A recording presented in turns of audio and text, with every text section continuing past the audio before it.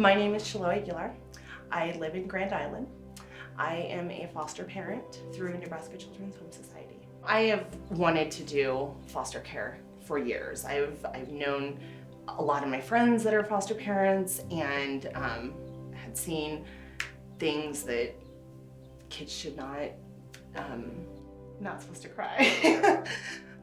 It's okay. I just seen a lot of bad.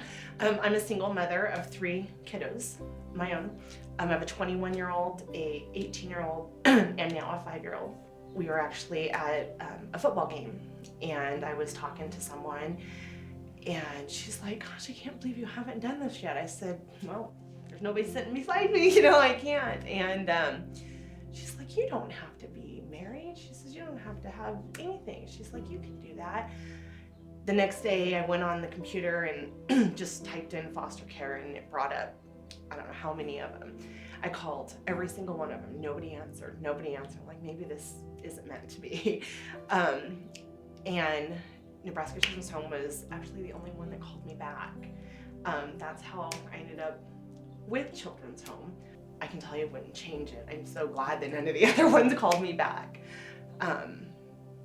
They have just been wonderful throughout the whole journey. My first kiddo that I had, I got a call from Mr. Moe, and he says, "Hey, I have a kiddo. He's in 1st grade, and he breaks crayons." I said, "Oh, what kid doesn't break crayons?" First couple hours are great. That first week, I was almost done. We found out he did a lot more than break crayons. We got him into counseling. He's just a different kiddo now. We're actually almost 4 years into it. He came up for adoption, and I still at that point was not ready to adopt. I had never ever really thought about it. They'd say, you kind of need to think about this in the back of your mind, and you're like, okay, well, that's never gonna come, so yeah, I'll think about it. He was introduced to a couple families. When I saw them leave and not come back and not inquire again about him, I just can't do that to him, over and over. It just wasn't right. And too, when we were sitting there, we would meet with these parents and they'd ask questions and stuff. And as I'm talking about him, I'm thinking, I can't give him away. What am I doing? It went on in the back of your head, but yet I had to make sure that it was right for my whole family, not just for me. But I couldn't let him go.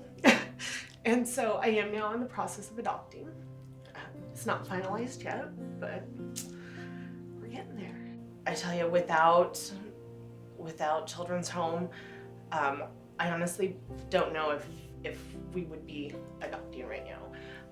Anytime, from the first day till still today, if there's an issue that we have that I can't resolve myself, all I have to do is call Mo. I call him, I have him on speed dial, and he's there. Family doesn't have to actually be family, if that makes sense. I wouldn't imagine my family any other way right now. And not only does that include the kiddos that I currently have in care, but also Children's Home Society. They are such a big part of our family. Even after the adoption is finalized and they are no longer a part of his story, they still will be.